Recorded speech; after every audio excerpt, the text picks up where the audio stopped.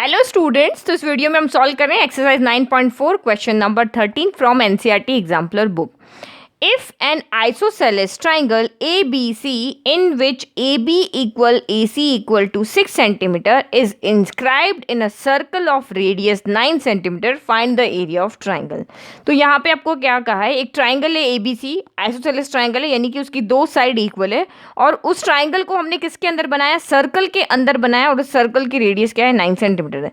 तो आपको ये नहीं कहा है कि इस ट्राइंगल की साइड इसकी डायमीटर है या आपकी यहाँ पे कॉर्ड, कुछ नहीं बोला है। तो आपको अपने हिसाब से बना लेना, लेकिन सेंटर पे नहीं बनाना है। सेंटर पे तभी बनाना है जब आपको कहा हो कि ये डायमीटर है। तो मैं रैंडमली यहाँ पे ऐसे एक ट्राइंगल बना लेती हूँ। तो इस तरह से मैंने यहाँ पे एक ट्राइंगल बना लिया, ये कॉर्ड की तरह लेकर के, सेंटर से नहीं पास हो रही। हम इसको नेमिंग कर देते हैं। ये साइड हो गई हमारी ए हो गई, ये बी हो गई और ये सी हो गई। इसमें A B equal A C 6 centimetre है, तो ये 6 सेंटीमीटर है और ये भी आपके 6 सेंटीमीटर है। Is inscribe in a circle of radius 9 centimetre. अब ये आपका यहाँ पे सर्कल का सेंटर हो गया और इस सर्कल का रेडियस आपका 9 सेंटीमीटर है, बट जैसे हमें जरूरत होगी हम वैसे इसको ड्रॉ करेंगे, अभी नहीं ड्रॉ करेंगे। तो find the area of triangle, हमें इस ट्राइंगल का यहाँ पे क्या करना है, एरिया फाइंड करना है। तो अगर आपको आइसोसेलेस ट्राइंगल का एरिया फाइंड करने का फॉर्मूला भी आता है ना, तो उसमें भी बेस चाहिए होता है, तो बिना बेस के तो यहाँ पे होगा नहीं। तो हम यहाँ पे क्या करते हैं, इस ट्राइंगल का एरिया फाइंड करने के लिए हम इसकी साइड फाइंड करते हैं। तो कैसे फाइंड करेंगे, तो उसके लिए हम यहाँ पे क्या करते हैं, ये जो आपकी रेडियस आपको गिवन है ना, इसको हम ए बी सी तीनों पॉइंट से ज्वाइन कर लेते हैं। तो ये हमने यहाँ पे रेडियस को ज्वाइन किया ए पॉइंट से, बी पॉइंट से और सी पॉइंट से। ये यहाँ से भी ज्वाइन कर दिया, फिर मैंने ए से भी ज्वाइन कर दिया। ये एक्चुअल में आपका 9th क्लास का क्वेश्चन है। आपने उसमें पढ़ा होगा ना कि 3 लड़कियां बैठी है सर्कल पे और ना उनके हाथ में कोई टॉय फोन है, रेशमा ऐसा कुछ करके। तो ये वो वैसा क्वेश्चन है, ठीक है। तो अब मैं यहाँ पे एरिया कैसे फाइंड करती हूँ, तो इस एरिया ऑफ ट्राइंगल आपका यहाँ पे क्या हो जाएगा, अगर मैं लिखती हूँ area of triangle equal to half into base into height. अगर हम देखें, अगर हम इस फॉर्मूले से यहाँ पे एरिया फाइंड करते हैं, हम एरिया फाइंड करना है, तो इसका बेस कितना हो जाएगा, बेस इसका हो जाएगा यहाँ पे BC, तो हाफ इंटू BC। और हम यहाँ पे इसको हाइट बनाते हैं, तो लेट की ये BC को P पॉइंट पे इंटरसेक्ट कर रही है, तो हम लेट करते हैं कि AP जो है वो इसकी यहाँ पे क्या है, हाइट है। तो ये आपका यहाँ पे हो जाएगा AP। तो एक्चुअल में अब आपको ये थोड़ा समझ में आ गया कि हमें एक्चुअल में BC फाइंड करना है और ये लेंथ हमें यहाँ पे फाइंड करनी है, AP को हमें यहाँ पे फाइंड करना है। तो हमने गिवन लिख लिया, in figure triangle ABC is inscribed in a circle whose radius is 9 centimetre और AB और AC इक्वल टू 6 सेंटीमीटर। ये भी 9 है, ये भी 9 है और यहाँ पे AO भी आपका यहाँ पे 9 है। अब आप यहाँ पे देखो, मैं यहाँ पे क्या करती हूँ, एरिया ऑफ ट्राइंगल हमें पता है, तो अब क्या स्ट्रैटेजी लगाएं कि हम यहाँ पे BC और AP यहाँ पे फाइंड कर सकें। तो आप एक चीज़ यहाँ पे देखो, हमें एक चीज़ पता है कि सर्कल के सेंटर से अगर हम किसी भी कॉर्ड पे एक लाइन ड्रॉ करते हैं और वो लाइन अगर उसको बाइसेक्ट करती है, दैट मीन्स कि वो उस पर परपेंडिकुलर है। और दूसरा ये थ्योरम हमें पता है कि अगर वो उस पर परपेंडिकुलर है तो वो बाइसेक्ट करती है। दो थ्योरम हमें यहाँ पे पता है ना, कि अगर ये इस पे 90 डिग्री का एंगल बना रही है, ये सेंटर से जो भी सर्कल पास हो रही है, अगर वो कॉर्ड पे 90 डिग्री का एंगल बना रही है, दैट मीन्स अगर OP आपका यहाँ पे 90 डिग्री का एंगल बना रहा है तो BP इक्वल टू PC है। और अगर OP यहाँ पे इस तरह से कि P इसका मिड पॉइंट हो रहा है कि BP इक्वल टू PC है, दैट मीन्स यहाँ पे वो 90 डिग्री का एंगल बन रहा है। तो दो चीज़ हमें पता है, तो सबसे पहले हम यहाँ पे क्या करते हैं, BP इक्वल टू PC लाने की कोशिश करते हैं, ठीक है। BP इक्वल टू PC, हम कोई तो स्ट्रेटजी लेके चलेंगे, तो मैंने यहाँ पे सोचा कि हम BP इक्वल टू PC लेकर आते हैं।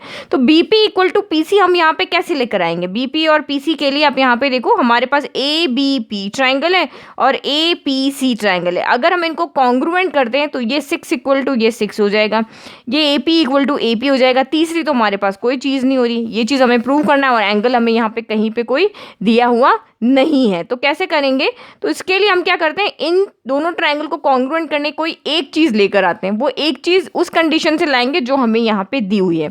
तो अगर आप यहाँ पे देखो, अगर मैं ABO ट्राइंगल देखूं और ACO ट्राइंगल देखती हूँ यहाँ पे, तो यहाँ पे क्या हो जाएगा, ये साइड इस साइड के इक्वल है, ये साइड इस साइड के इक्वल है और ये साइड यहाँ पे कॉमन है। तो दोनों ट्राइंगल साइड से क्या हो गए, कॉन्ग्रुएंट हो गए। तो इसका ये वाला एंगल हम इस एंगल के, क्योंकि यहाँ से तो हमें चाहिए नहीं, ये वाला साइड ये नहीं चाहिए, ये नहीं चाहिए, तो ये वाला एंगल इस वाले एंगल के इक्वल हो जाएगा। और अब इससे हमारे जो ABP ट्राइंगल है वो APC ट्राइंगल के कॉन्ग्रुएंट हो जाएगा। एक आपकी साइड हो गई है, एक कॉमन साइड हो गई, बीच में एंगल हो गया, ठीक है। तो सिर्फ ये लेकर आने के लिए हमें एक स्टेप ज़्यादा करना पड़ रहा है, हमें इस बड़े वाले ट्राइंगल को बड़े वाले ट्राइंगल ट्राइंगल के, यानी ए बी ओ को ए सी ओ के पहले कॉन्ग्रुएंट करने, क्योंकि हमें ये एंगल 1 इक्वल टू एंगल 2 लेकर आना है ए बी पी ट्राइंगल को ए पी सी ट्राइंगल के कॉन्ग्रुएंट करने के लिए। समझ में आ गया? अब इसको लिखते हैं। ओके तो ये देखो, हमने पहले ये बड़ा वाला ट्राइंगल बड़े वाले ट्राइंगल के यहाँ पे कॉन्ग्रुएंट कर लिया था, तो आपको बता दिया साइड साइड साइड से, ये साइड ये साइड ये साइड ये साइड और ये कॉमन साइड दोनों कॉन्ग्रुएंट हो गए। सीपी सीटी से एंगल 1 इक्वल टू आपका एंगल 2 आ गया। अब हमें बीपी इक्वल टू पीसी लाना है, तो हम ए बी पी ट्राइंगल और ए पी सी ट्राइंगल को यहाँ पर लेंगे। ओके तो ये दोनों ट्राइंगल अब हमें कॉन्ग्रुएंट करना है। अब आपको इजीली समझ में आ गया। इनको कॉन्ग्रुएंट करने के लिए हमें ये स्टेप एक्स्ट्रा करना पड़ा। तो यहाँ पे A B equal to A C हो जाएगा और A P equal to A P common हो जाएगा और एंगल 1 इक्वल टू एंगल 2 हो जाएगा। तो साइड एंगल साइड से दोनों ट्राइंगल आपके क्या हो गए? कॉन्ग्रुएंट हो गए। कॉन्ग्रुएंट हो गए तो by C P C T से B P equal to P C हो गया। तो अब हमें ये थ्योरम लिखने की भी यहाँ पे जरूरत नहीं है परपेंडिकुलर करने के लिए। B P equal to P C है तो ये एंगल के भी इक्वल हो जाएगा, एंगल 3 इक्वल टू एंगल 4। उस थ्योरम से ना होके हमारा ये डायरेक्ट हो रहा है। एंड सीपीसीटी से हम एंगल 3 इक्वल टू एंगल 4 और दोनों इक्वल होंगे आपके 90 डिग्री के। क्यों? क्योंकि बीसी एक स्ट्रेट लाइन है और स्ट्रेट लाइन पे जो दो एंगल बन रहे दोनों ही एंगल इक्वल है। तो 180 को 2 पार्ट में डिवाइड कर दो तो 90 प्लस 90 नहीं हो जाएगा। तो ये आप यहाँ पे रीजन क्या लिख दोगे? Linear pair axiom. Linear pair axiom की वजह से हमारे ये दोनों एंगल यहाँ पे क्या हो गए? इक्वल हो गए। ठीक है, अब हमारा यहाँ पे सारा काम हो गया। अब हमें सीधा यहाँ पे क्या कर देना है? BC तो हम फाइंड कर नहीं सकते, हमने BP इक्वल टू PC कर लिया। अब यहाँ पे इसके अंदर कोई कैलकुलेशन से हम यहाँ पे कि ये हमारे को 6 दिया हुआ है 9 दिया हुआ है तो हम BP यहाँ पे कैलकुलेट करके फाइंड कर ले, ऐसा नहीं कर सकते। तो हम यहाँ पे क्या करते हैं? दो इक्वेशन बनाते हैं वेरिएबल को लेके। तो आप यहाँ पे देखो, अगर मैं यहाँ पे इसको ले लेती हूँ, ये मेरी पूरी 9 थी ना, तो मैं यहाँ पे इसको x ले लेती हूँ। ये मेरी यहाँ पे क्या हो गई? x हो गई। ठीक है, तो BP इक्वल टू PC मैंने x ले लिया और इसको मैं यहाँ पे y ले लेती हूँ। यहाँ पे AO आपको 9 दिया हुआ ना, बट मैं AP को यहाँ पे क्या ले लेती हूँ? y ले लेती हूँ। लेट की AP मेरी यहाँ पे कितनी है? y है। तो अगर AP मेरी y है तो यहाँ से आपका OP कितना हो जाएगा? OP टोटल यहाँ से AO आपका 9 है, AP आपकी y है, तो PO कितना हो जाएगा? PO आपका यहाँ पे क्या हो जाएगा? AP माइनस AO माइनस आपका हो जाएगा AP। तो AO आपका यहाँ पे कितना है? 9 माइनस y हो जाएगा। तो ये आपका PO यहाँ से कितना हो गया? 9 माइनस y। तो हम इसी तरह से दो इक्वेशन बनाते हैं इन वैल्यू को यूज करके। तो यहाँ पे देखो, नाउ लेट जो हमारे BP इक्वल टू PC है वो हमने x ले लिया।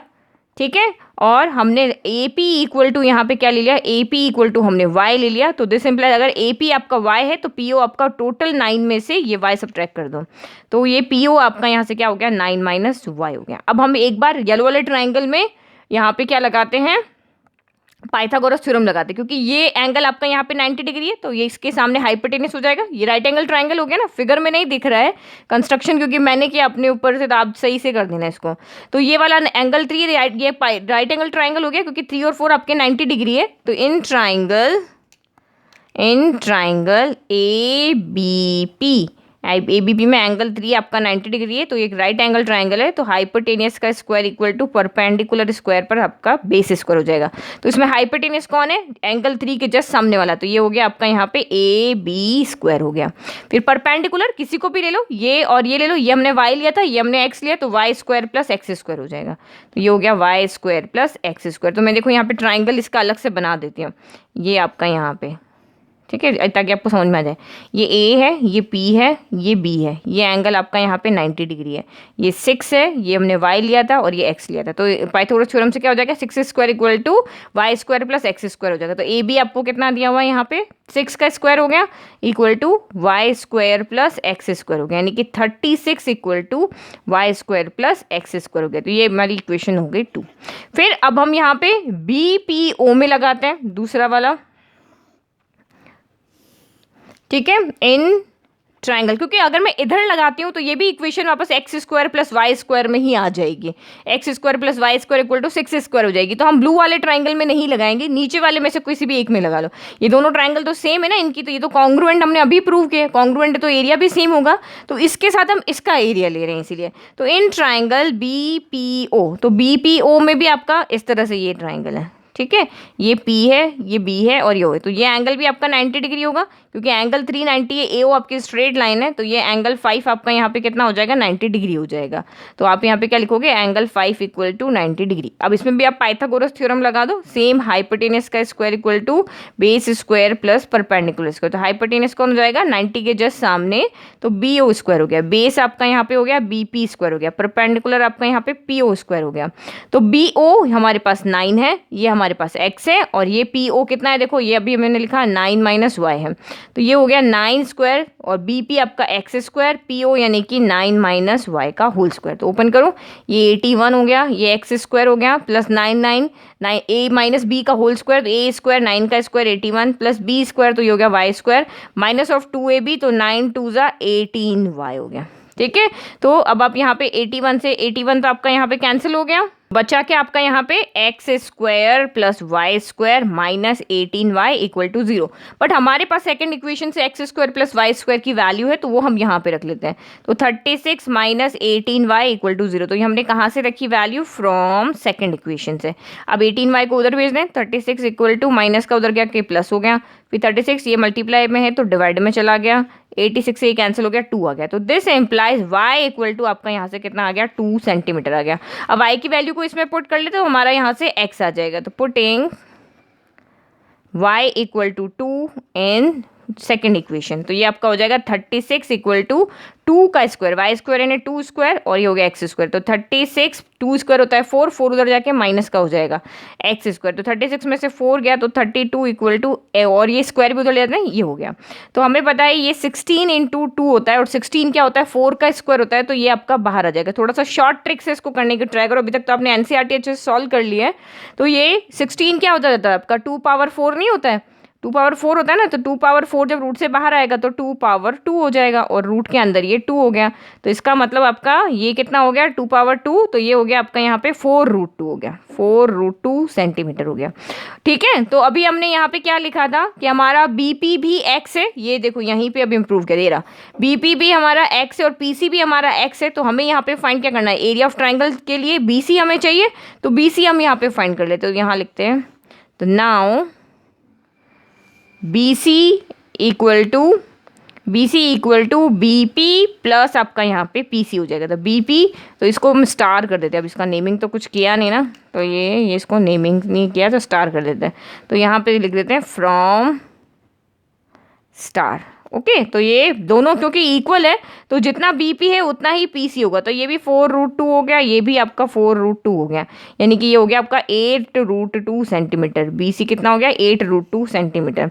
नाउ एरिया ऑफ ट्राइंगल लगा लो, तो area of triangle equal to, area of triangle किसका, ABC, area of triangle ABC equal to half into base BC into height आपकी यहाँ पे कितनी थी, AP हो गई, तो हाफ BC कितना है आपका 8 रूट 2 आया, और AP कितना है, AP हमने क्या लेट किया था, y लेट किया, तो y कितना आ रहा है, यहाँ से हमारा 2 आ रहा है, तो 8 रूट 2 इंटू 2, 2 से 2 कैंसिल हो गया, एरिया ऑफ ट्राइंगल ABC कितना हो गया, 8 रूट 2 सेंटीमीटर स्क्वायर हो गया। ठीक है, तो ये हमने यहाँ पे एरिया ऑफ ट्राइंगल ABC इस तरह से हमने यहाँ पे फाइंड कर लिया। ठीक है, तो सिंपल क्वेश्चन था, बस यहाँ पे स्टार्ट कैसे करना है वो आपको यहाँ पे सोचना है, बाकी एक बार स्टार्ट कर लिया फिर तो हो जाएगा। लॉजिक लगा के बैठना है कि हम यहाँ पे क्या लॉजिक, हमने एक थ्योरम सोची थी, हमें पता है कि यहाँ पे क्योंकि वैल्यू तो यहाँ से कोई नहीं आ रही थी, तो हमने एक कॉर्ड वाली थ्योरम देखी थी कि सर्कल के सेंटर से अगर किसी कॉर्ड पे आप एक लाइन ड्रॉ करो, अगर वो परपेंडिकुलर है तो वो बाइसेक्ट करेगी, अगर वो बाइसेक्ट कर रही है दैट मीन्स वो परपेंडिकुलर होगी। तो हमने उस चीज़ को लेकर के कि BP इक्वल टू हम PC लेकर आते हैं, ताकि एक कैलकुलेट करेंगे दूसरी अपने आप हो जाएगी। ठीक है, तो उस थीम को हम लेके चले थे, वो स्टोरी माइंड में बना के चले थे, तो करते देखा तो हमारा तो यहाँ पे BP इक्वल टू PC भी हो गया, ये एंगल 4 के इक्वल आ गया, और ये तो हमारे दोनों राइट एंगल, ये चारों ट्राइंगल जो थे वो हमारे चारों राइट एंगल ट्राइंगल बन गए, और राइट एंगल ट्राइंगल के बाद तो हमारे पास क्योंकि साइड नहीं थी तो हमने इनको वेरिएबल की फॉर्म में लेट किया, 2 वेरिएबल लिए हैं तो 2 इक्वेशन चाहिए, इसलिए हमने 2 ट्राइंगल लेकर के इसको सॉल्व करके इनकी x और y की वैल्यू फाइंड की, और फिर हमने यहाँ पे एरिया का फॉर्मूला लगा दिया। तो आई होप ये मैं अग्री करती हूँ कि ये वाला क्वेश्चन थोड़ा टफ है, क्योंकि इसमें लॉजिक आपको बनाना पड़ेगा। आप 2-3 बार प्रैक्टिस करोगे, थोड़े दिन छोड़ दोगे, इसको भूल जाओगे। तो इसको क्या करना है, आपको एक नोटबुक में लिखना है, वो वाली नोटबुक जो आपको एग्जाम से 2 दिन पहले पढ़नी है। तो कुछ क्वेश्चन ऐसे हैं जिनको एग्जाम से पहले आप जाके देखोगे तभी उनको सॉल्व कर पाओगे, बिना देखे जाओगे तो वहाँ पे कंफ्यूज हो जाओगे, थोड़ी मिस्टेक कर दोगे। तो इस क्वेश्चन को आप वहाँ लिख के उसमें सॉल्व करके रख लो कि ये मुझे एग्जाम से 1 दिन पहले देख कर जाना है। ठीक है, तो प्रैक्टिस करो। All the best, thank you.